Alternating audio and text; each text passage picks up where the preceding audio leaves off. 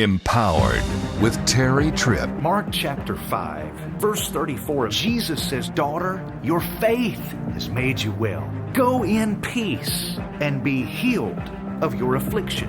Why would the Lord tell her to be healed after she had been healed? Verse 29 says she had been healed immediately.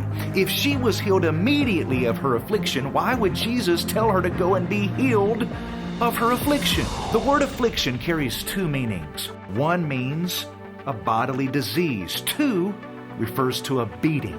Literally, it's the Roman flagellum for criminals. It means to flog. It means to beat. It means to scourge and to plague. In verse 29, it says she was healed instantly. Where? In her body. Thank God for that. But imagine the torment this dear lady endured for 12 years in her mind. All day, every day, she was beaten, plagued, scourged with thoughts of disease and depression. As the sun rose over the mountains of Jerusalem at the opening of every morning, the first thoughts that rose in her mind as she opened her eyes were another doctor, another bill, another bleeding, another pain, another suffering, outcast, unclean, hopeless. For 12 agonizing years, hell roared in her mind. Hell beat her down and scourged her thoughts. And Jesus celebrated that she had been healed of the affliction in her body, but then he instructed her to go and be healed of the affliction in her mind. God not only wants you well, he wants you whole. Her faith removed the disease out of her body, but only peace could remove the affliction in her mind. You know, sometimes it's easier to be healed in body than it is in the mind. Some people can become so conditioned to their experience that when something different happens, they still act or see themselves as they always were. According to the National Domestic Violence Hotline, on average, a woman will leave an abusive relationship 7 times before she leaves for good. Those of us who have no idea what that's like will say, "How could you put up with something like that for so long?" And the most common reason is normalcy.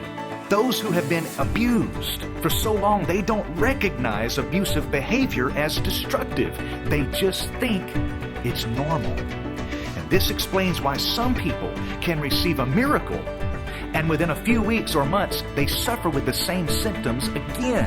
When you live so long in a certain condition, it just becomes normal. Although your body receives a miracle, your mind still thinks the same way. You have to renew your mind. This is why Jesus told her, "Be healed of your affliction." He was saying, you're out of the situation, now get the situation out of you. We have failed to realize the importance of getting our mind whole. We must think different. We've got to fight thoughts that are contrary to the Word of God. We've got to resist sickness when it tries to come back. Just like the lady resists an abusive man. You got to get angry.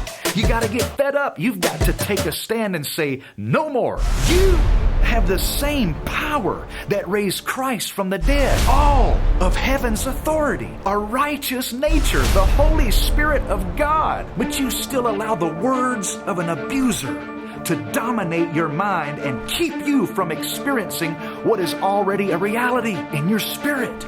You've been brought out of darkness, death, and depression. You've been brought into life, love, and liberty. You've been made well. Now, be made whole. Stop going back to the abuser who screams, "You're nothing. You're a little old sinner. You're worthless. You're dust in the wind. You'll never come out of this sickness. You'll only get healed when you die." I empower you now. Come out of that abusive relationship. Be healed of your affliction. Be healed of the beating that the enemy has given you for years in your mind. Jesus said to her, "Go in peace." How are you made whole? Go into peace. How do you overcome? Go into peace. How do you change the inner image of yourself? Go into peace. Be healed of your affliction.